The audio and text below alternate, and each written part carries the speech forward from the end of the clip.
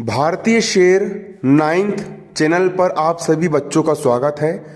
MP board माध्यमिक शिक्षा मंडल भोपाल के 9वीं क्लास के सभी बच्चों को सूचित किया जाता है कि आपकी शाम 4 बजे से 5 बजे के बीच विज्ञान की डेली लाइव क्लास, 5 से 6 के बीच सामाजिक विज्ञान की डेली लाइव क्लास, 6 से 7 के बीच अंग्रेजी की डेली लाइव क्लास, 7 से 8 के बीच गणित की लाइव क्लास और 8 से 9 के बीच संस्कृत और हिंदी की डेली लाइव क्लास प्रारंभ हो चुकी है।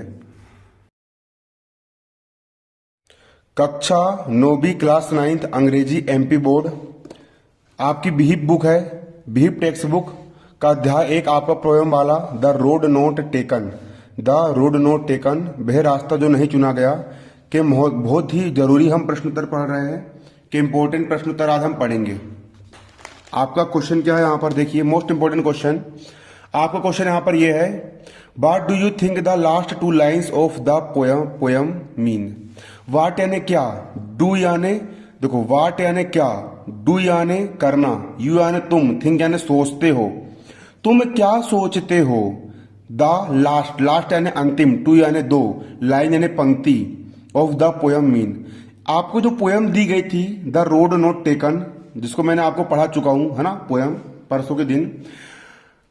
तो जो पोयम में आपने पढ़ चुके हो द रोड नोट टेकन है ना, उसकी जो अंतिम 2 पंक्तियां थी उसका मतलब क्या है, अंतिम 2 पंक्तियों का मतलब क्या है। तो अंतिम 2 पंक्ति में आपको यहां फिर से बता सकता हूं, I took the one less travelled by and that he made all the difference. मतलब कवि यहां पर यह कह रहा है कि कवि ने 2 रास्तों में से, जब वो चल रहा था तो एक रास्ता इधर जा रहा था, एक रास्ता इधर जा रहा था, तो 2 रास्तों में से कवि ने एक रास्ते को चुन लिया, दूसरे रास्ते को चुन लिया जिस पर बहुत कम लोग चले थे है ना, और उससे उसकी पूरी जिंदगी में अंतर आ गया, उसकी पूरी जिंदगी क्या होगी, बदल गई। और वो सोच रहा था कि मैं चाह करके भी पुराने रास्ते पे नहीं जाता, कोई समझ दोबारा लौट के नहीं आता। अभी आपकी लाइफ में आपने एक बार जो डिसीजन ले लिया वो ले लिया। अभी आपने चोर बनने का डिसीजन ले लिया तो आप चोरी बन जाओगे, या फिर आपने कलेक्टर बनने का डिसीजन ले लिया आप कलेक्टर बन जाओगे है ना, और आज से 10-20 साल बाद आप फिर से इस स्टेज पे लौट के नहीं आ सकते। तो देखो यहां पर हम समझने का आपको पेपर में आते इस प्रकार के क्वेश्चन है ना, परीक्षा के हिसाब से तैयारी करवा रहा हूं मैं आपको यहाँ पर ना, ओनली फॉर एग्जाम के हिसाब से। इन द लास्ट 2 लाइन्स, इन यानी में, लास्ट यानी अंतिम, 2 यानी 2, लाइन यानी पंक्ति, वी फाइंड, वी यानी हम, फाइंड यानी पाते हैं, खोजते हैं, the theme of the poem है ना। अंतिम 2 पंक्तियों में कविता का अंतर्निहित भाव छुपा हुआ है। अंतर्निहित भाव का मतलब जो होता है, कविता जो कुछ भी कहना चाह रही थी, कविता अपनी जो भावना को रखना चाह रही थी है ना, अंतर्निहित भाव, ऑफ द पोयम, पोयम यानी कविता, ऑफ यानी की, थीम यानी अंतर्निहित भावना, कविता क्या चाह रही थी है ना, अंतिम 2 पंक्ति में हम उसको पाते हैं।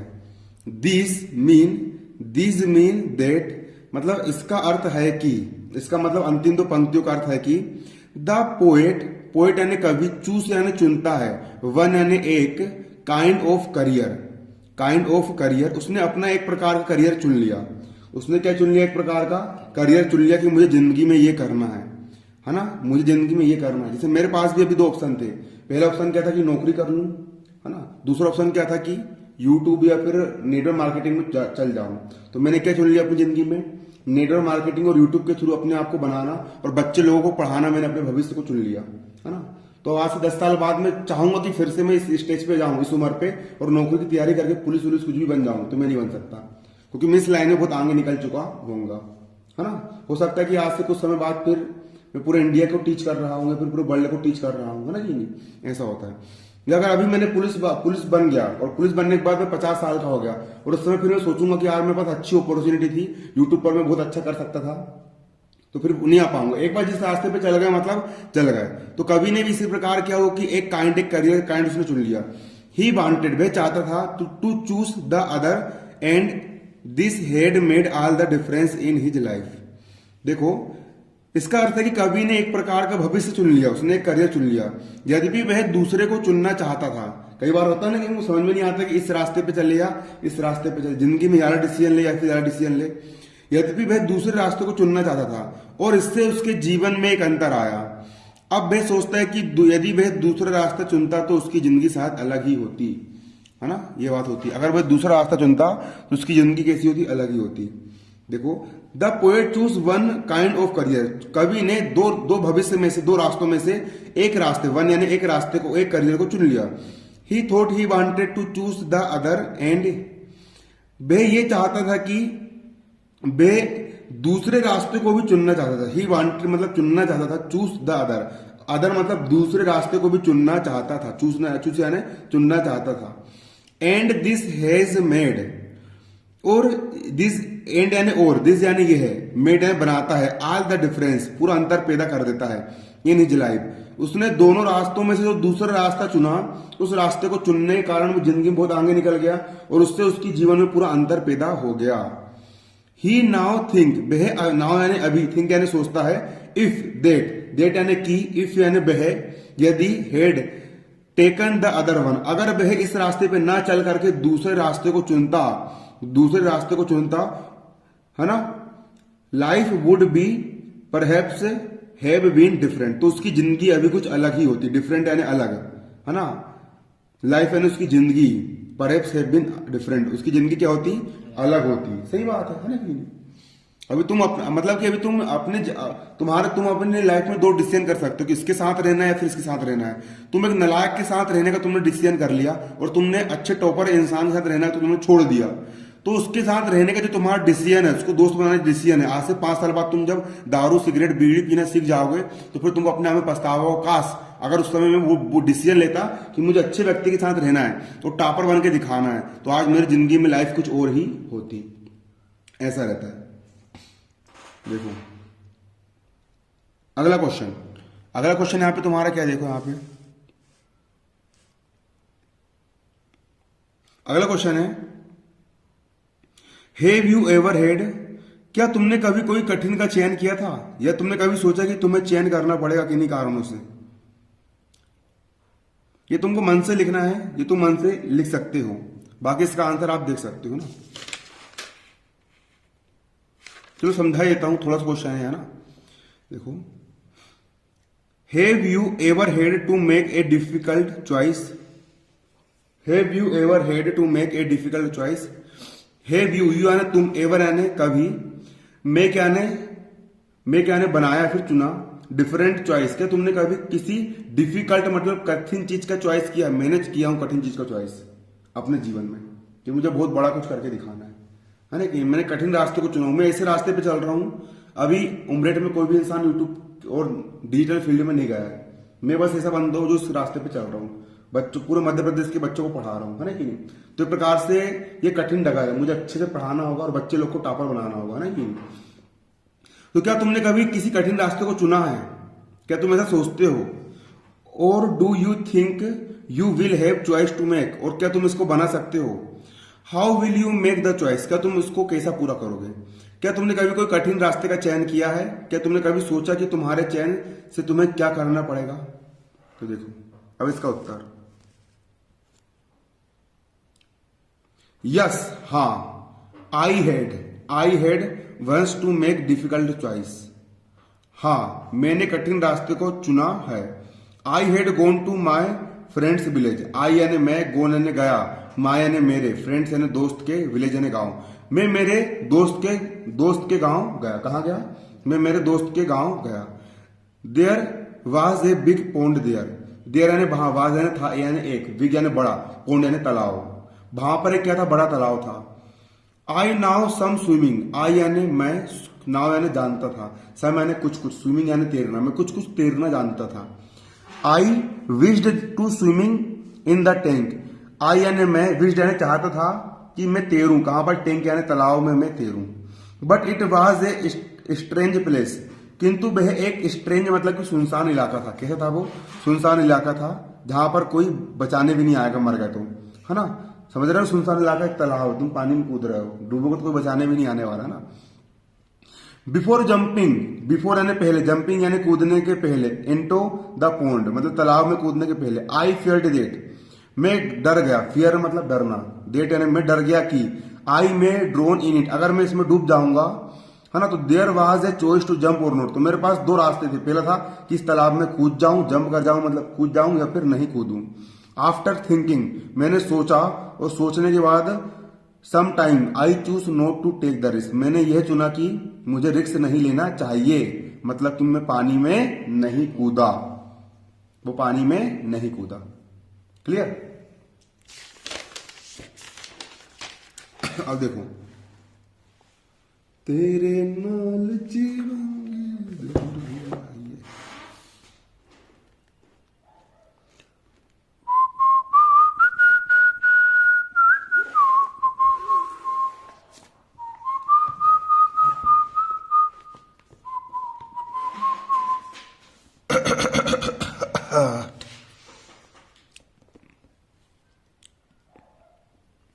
दूसरा, after after after you have made a choice do you always think about what might have been और do you accept the reality. चयन करने के पश्चात क्या तुम हमेशा सोचते हो कि क्या हो जाएगा, या तुम वास्तविकता को स्वीकार कर लेते हो। इसका अर्थ यह है कि तुम अपने जीवन में जा रहे हो और तुम्हारे पास दो रास्ते आए, एक रास्ते से जा रहा है, इस रास्ते से जा रहा है, और अगर तुम एक बार इस रास्ते पे चले गए तो जिंदगी में दोबारा समय दोबारा लौट के नहीं आता है ना। तुम वापस दोबारा इस रास्ते पे लौट के नहीं आ सकते, और इस रास्ते पे चले गए तो वापस दोबारा इस रास्ते पे लौट के नहीं आ सकते। तो अब तुमको चयन करना है कि इधर जाऊं या फिर मैं इधर जाऊं। तुमने एक बार चयन कर लिया, तो चयन करने के बाद क्या तुम पछताते हो कि मुझे काश वो उस रास्ते को चुन लेना पड़ता? ये तुम्हारा सवाल बोल रहा है। चयन करने के पश्चात मतलब रास्ता को चुनने के पश्चात क्या तुम हमेशा सोचते हो कि क्या हो जाएगा, या तुम वास्तविकता स्वीकार कर लेते हो? तुम सोचते हो कि यार कहीं गलत तो नहीं हो जाएगा मेरे साथ, या जो होगा वो देख लेंगे, तुम वास्तविकता स्वीकार कर लेते हो। ठीक? या तुम बिना सोचे समझे रास्ता स्वीकार लेते हो? इसका आंसर आएगा यस। हाँ, आई यानी मैं, ऑलवेज यानी हमेशा, थिंक यानी सोचता हूं, अबाउट के बारे में, अबाउट यानी बारे में, वाट यानी क्या, माइट हैव बीन कि क्या हो सकता है। तो रास्ता चुनने के बाद क्या हो सकता है और सोचना भी चाहिए कि इस रास्ते पे मैं चलूंगा तो उसमें क्या क्या हो सकता है। ये तुम्हारा हो गया पार्ट खत्म भैया, पार्ट हो गया तुम्हारा खत्म। अब इसके बाद देखो अगला क्या तुम्हारा, द रोड नोट टेकन तुम्हारा हो गया है। इसके बाद तुमको अगला क्या है, the sound of music, music का आवाज, ज्यादा अध्याय पढ़ेंगे। द साउंड ऑफ म्यूजिक,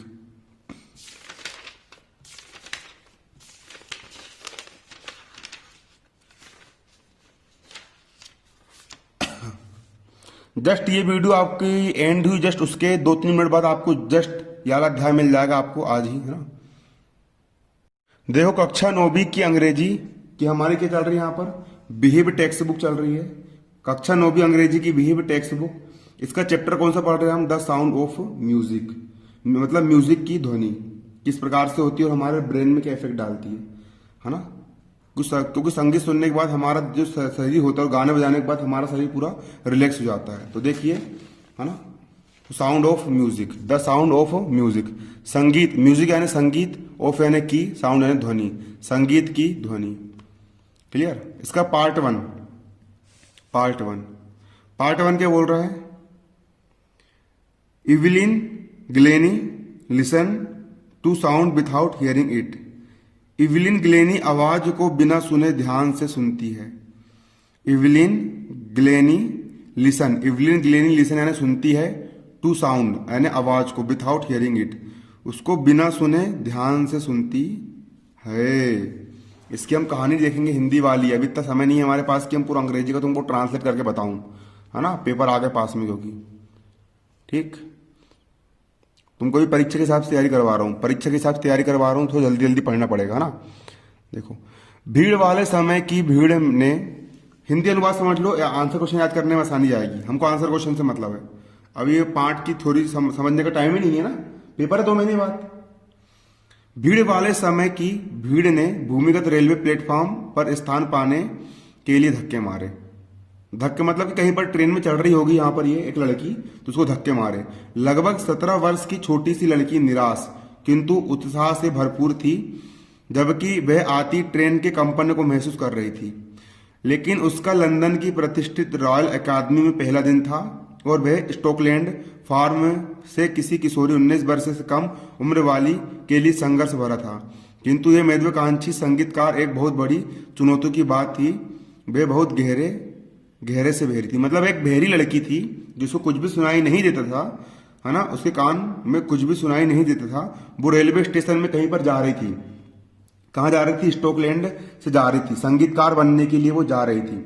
17 वर्ष की लड़की, अब उसको कुछ सुनाई नहीं दे रहा है। अब धक्का मुक्की में इंसान को धक्का मारा, इधर मारा उधर मारा, सोचो 17 साल की 19 साल की छोटी सी लड़की बच्ची, है ना, वो कैसा करेगी अब, है ना, धक्का मार रही, भीड़ जे कर रही, वो कर रही, है ना कि नहीं। संघर्ष भरा था उसको संगीतकार बनना था, उसके लिए क्या था, वो संघर्ष भरा समय था। अब इसके बाद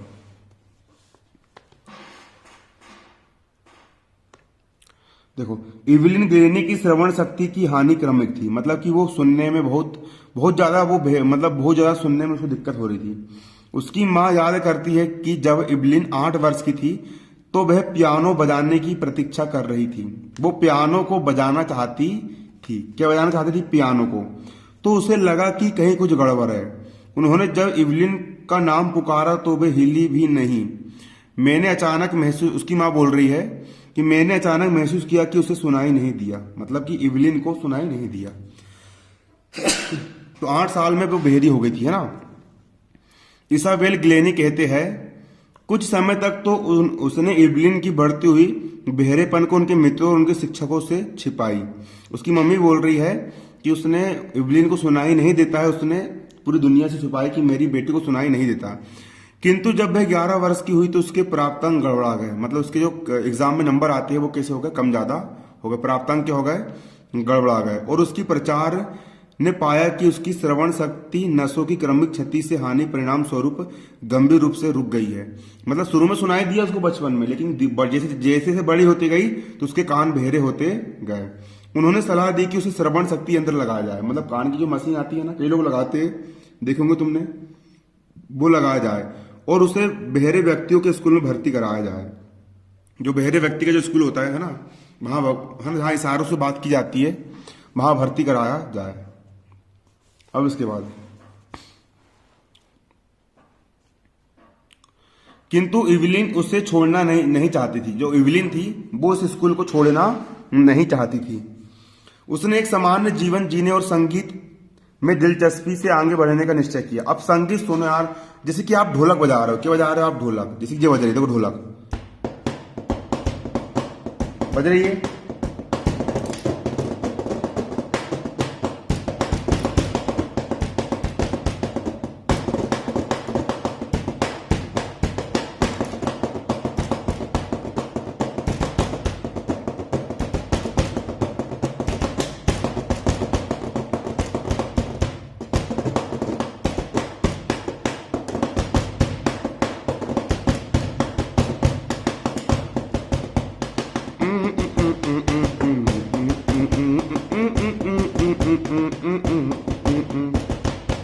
बजा तो भैया इसके लिए सुनना पड़ेगा ना। ये मैं क्यों सीखा?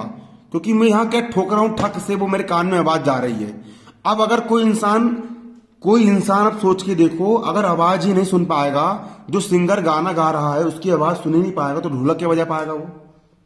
है ना कि नहीं? है ना कि नहीं?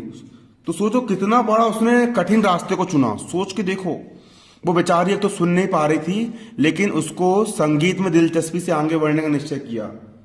सुन नहीं पा रही है और संगीत में, सिंगिंग लाइन में, गाने बजाने में जा रही। वो बहुत कठिन रास्ता है ना।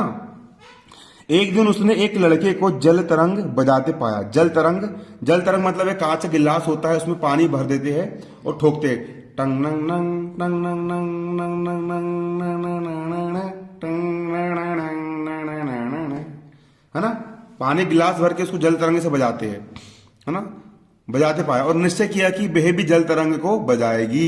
अधिकांश शिक्षकों ने उसे निरुत्साहित किया, मतलब उसको डिमोटिवेट किया कि तुम नहीं बजा सकती, परंतु ड्रम बजाने वाले रॉन फोर्ब्स ने उसकी क्षमता को पहचान लिया।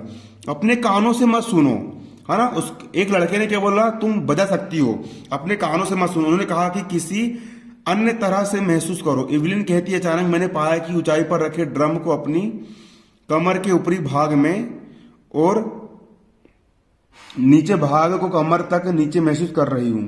होप्स ने इस अभ्यास को पुनः दोहराया और इवलिन ने पाया कि वह कुछ नोट्स को उसके विभिन्न भागों में महसूस कर रही है। मैंने अपने मस्तिष्क और शरीर के ध्वनि और कंपन को खोलना सीखा। शेष कार्य केवल दृढ़ निश्चय और कठोर परिश्रम से करता था। मतलब सुनाई तो नहीं दे रहा है, लेकिन जो वाइब्रेशन होता है ना मोड, उसका दिमाग सुन नहीं पा रहा था, लेकिन कोई भी चीज बजा रहे थे अपन, ठक करके ठोक रहे थे, ठक करके, तो उसका माइंड वाइब्रेट हो रहा था। तो उसके थ्रू उसने उसको बजाना सीख लिया और दृढ़ निश्चय और कठोर परिश्रम, खूब मेहनत करी उसने, तब जाकर के वो सीखी।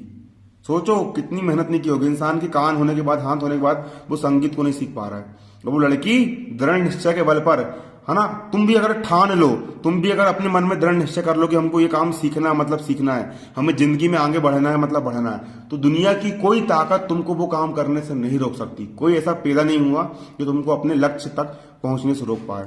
तुम सोच लो 9वीं क्लास में एक बार फर्स्ट आना, 99% बनाना है, आराम से बन जाएगा, लेकिन उसके लिए बस मेहनत और पूरी लगन से भिड़ना पड़ेगा, तब जाकर के तुमको सफलता हासिल होगी। दुनिया में कुछ भी असंभव नहीं है, नामुमकिन नाम की चीज नहीं है। कई लोग गरीबी में जीवन यापन करे और आज अरबपति बन करके बैठे हैं। धीरू भाई अंबानी ने पेट्रोल पंप में नौकरी करे और आज रिलायंस जियो की पूरी कंपनी खोल डाले, हर घर में इंटरनेट पहुंचा दी, जियो 4G, जियो दन दन आदन, है ना। इसके बाद उसने, इवलिन ने कभी पीछे मुड़कर नहीं देखा। उसने यूनाइटेड किंगडम का टूर एक किशोर आर्केस्ट्रा के साथ किया। यूनाइटेड किंगडम का टूर कर लिया भैया। जब वे 16 वर्ष की हुई तो उसने संगीत को अपने जीवन का लक्ष्य बनाने का निश्चय किया कि संगीत में कुछ आगे करना है। उसने संगीत की राष्ट्रीय एकेडमी को ऑडिशन दिया, है ना, सारेगामापा, इंडियन लिटिल चैम्प्स, और एकेडमी के इतिहास में सर्वोच्च अंक प्राप्त किए, है ना, सुनाई नहीं दिया, और उसके बाद भी सबसे ज्यादा जीती। क्रमशः उसने आर्केस्ट्रल कार्य से अलग होकर एकल प्रदर्शन को अपनाया। 3 वर्ष के पाठ्यक्रम के पश्चात उसने सर्वोच्च सम्मानों पर कब्जा जमा लिया। हर साल संगीत के मामले में फर्स्ट आई। जिस लड़की को सुनाई नहीं दिया था, मेहनत से आई, वो ऐसे ही नहीं आई। अब देखो, और इस सब के लिए इवलिन किसी भी प्रकार के हीरोइन उपलब्धि को स्वीकार नहीं करती थी। वो अपने आप को हीरोइन नहीं मानती थी। यदि कोई व्यक्ति वो ये कहती थी कि अगर कोई भी व्यक्ति कठिन परिश्रम करता है, कड़ी मेहनत करता है, कठिन परिश्रम करता है, दिन रात एक करता है, सोते जागते उठते बैठते बस काम करता है, और जानना है कि वे वहां कहां जा रहा है, तो वे वहां पहुंच जाएगा। तुम अपने जीवन में एक लक्ष्य बनाओ कि हमको ये बन के दिखाना है, कलेक्टर बन के दिखाना है, प्रधानमंत्री बन के दिखाना है। ठान लो। नरेंद्र मोदी ने ठान लिया था बचपन से कि उनको प्रधानमंत्री बनना है, और कठिन मेहनत करना शुरू कर दी, बन भी गया वो। तुम ठान लो, तुम भी बन जाओगे, है ना कि नहीं। उसने कहा कि वह सर्वोच्च स्थान पर पहुंच गई है। दुनिया के सर्वाधिक मांग वाले परकसिनिस्ट, ड्रम बजाने वाले हजारों वाद्य यंत्र के साथ उसने कई कार्यक्रम चलाए हैं। जिसको सुनाई नहीं दे रहा है, सोचो वे कहां से कहां पहुंच गई। ये होता है मेहनत करने का काम। मेहनत करने वाले हमेशा जीवन में आगे ही रहते हैं। इवलिन को बिना प्रयास के, बिना सुने कार्य करते देख बहुत आकर्षक और कौतूहलपूर्ण है। वो इवलिन जो थी भैया, बिना सुने काम कर रही, बिना सुने मतलब कि बजा रही थी वो। हमारे 2 घंटे के वार्तालाप में उसने एक शब्द भी नहीं खोया। उसने कहा, झाड़ियों सरीखे दाढ़ी वाले आदमी मुझे विचलित करते हैं, कहकर हंसी। झाड़ियों सरीखे दाढ़ी वाले, कई लोग आदमी ऐसे होते हैं जिनकी दाढ़ी बहुत बड़ी बड़ी होती है ना, वो उसको विचलित करते हैं। यह केवल ओंठों से पढ़ना नहीं है, मतलब कि उसको सुनाई नहीं दे रहा है, उसको सुनाई नहीं दे रहा है। वो सामने वाला व्यक्ति उससे बात कर रहा है तो वो कान से सुन के जवाब नहीं देती थी, बल्कि उसके ओंठ को वो देखती थी, है ना। अपनी कोचिंग में भी एक लड़की है ना, कि उसको सुनाई नहीं देता है, मैं बोलता हूं तो वो खाली मेरे ओंठ देख करके समझ जाती है कि सर क्या बोल रहा है करके। तो वैसे जो इवलिन थी, इवलिन भी क्या करती थी, सामने वाले व्यक्ति के ओंठ देखती थी कि वो क्या बोल रहा है, किस प्रकार से बोल रहा है ना। पा 2 बार ओंठ टकराया मतलब कि पापा बोल रहा है वो, और गेसिंग लगाती थी कि सामने वाला व्यक्ति क्या बोल रहा है ना। तुम भला अपनी कान में उंगली डालो, है ना, और सामने वाले व्यक्ति से बात करो, और बात करके पता करो कि भैया क्या बोल रहा है वो, तुमको समझ में नहीं आने वाला। उसके लिए बहुत मेहनत लगी होगी ना। ये पूर्ण चेहरे, खासकर जिस इंसान की दाढ़ी बड़ी बड़ी है तो वो उनको समझ में नहीं आता था कि दाढ़ी के कारण उसकी ओंठ छुप जाती रही होगी, अब कहां से पढ़ पाएगी वो उसको, ना, ऐसा रहता है। बहुत स्टाकिस से त्रुटियुक्त भाव से वे बोलती है। मेरी वाणी स्पष्ट है क्योंकि मैं वर्ष की अवस्था तक सुनती रही हूं। उसकी वाणी कैसी है? स्पष्ट है। वो बहुत कम बोलती थी और सुनती ज्यादा थी, इसलिए वो जो कुछ भी बोलती है बिल्कुल दमदार बात बोलती है। वे कहती किंतु समझ में नहीं आता कि उसने फ्रांसीसी भाषा भी सीख गई, जापानी भाषा भी सीख गई, और खुद की अंग्रेजी भाषा तो पहले से आती थी उसको। जिसके कारण नहीं है, वो मेहनत के बल पे हुआ। कैसे हुआ? मेहनत के बल पे हुआ और संघर्ष के बल पे हुआ। इंसान सब कुछ प्राप्त कर सकता है, बस उसे अपने मार्ग से विचलित नहीं होना है और कठिन परिश्रम करना है। अब देखो, जहां तक संगीत का सवाल है, जहां तक इसका सवाल है, जहां तक संगीत का सवाल है, वह बताती है यह मेरे पूरे शरीर के हर भाग को भर कर गुजरता है। जब संगीत बजता है तो भले ही उसके कान में सुनाई नहीं दे रहा है, लेकिन उसका जो पूरा शरीर है, उसकी पूरी बॉडी भर जाती संगीत से। कैसे भर जाती है?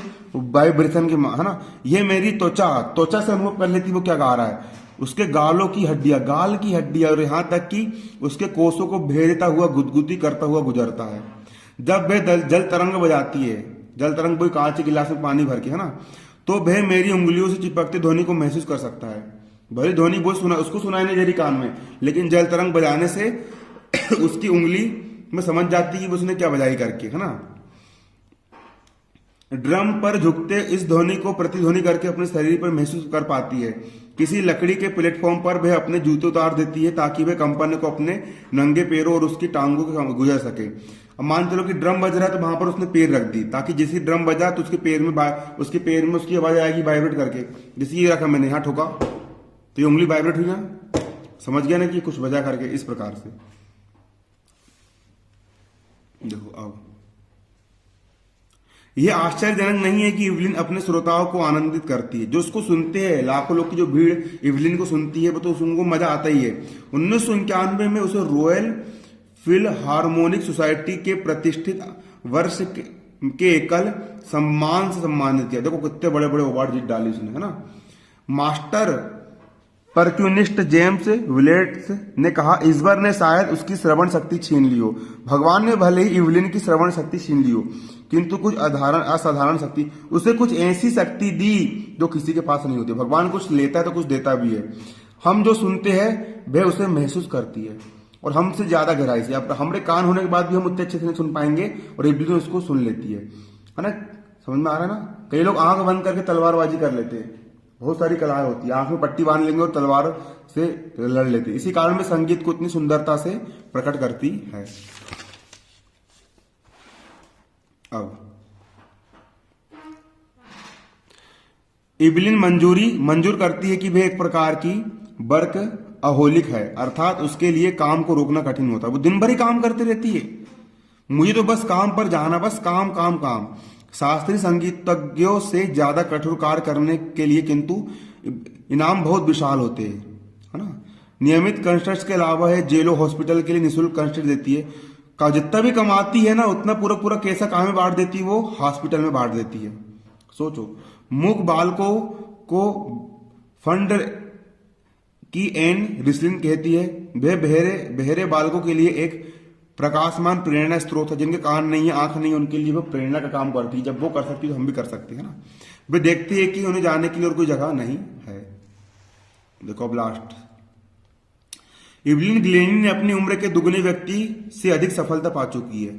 जितना इवलिन ग्लेनी ने जितना सफलता इंसान जीवन भर में नहीं पाता है, उतनी सफलता उसने इतनी कम उम्र में पा ली, और वो भी कान नहीं होने के बाद, मतलब श्रवण शक्ति नहीं होने के बाद ही, क्योंकि मेहनत के दम पे वह ड्रम वादन को ऑर्केस्ट्रा के फ्रंट पर लाई है और प्रदर्शित किया है कि वह ज्यादा विस्तृत कर सकता है। उसने विकलांगों को प्रेरणा प्रदान की है, जो कहते हैं कि जब वह कर सकती है तो सब कोई कर सकते हैं। मेरे एक फ्रेंड है, आपको यकीन नहीं होगा, वो विकलांग है, और इंसान के हाथ पैर होने के बाद भी वो लोग भीख मांगते हैं। जो मेरा फ्रेंड है वो विकलांग होने के बाद भी छिंदवाड़ा में अकेले खुद के दम पे 4 स्कूल चला रहा है। धन्यवाद। जय हिंद, जय भारत। इसके आंसर क्वेश्चन हम कल पढ़ेंगे।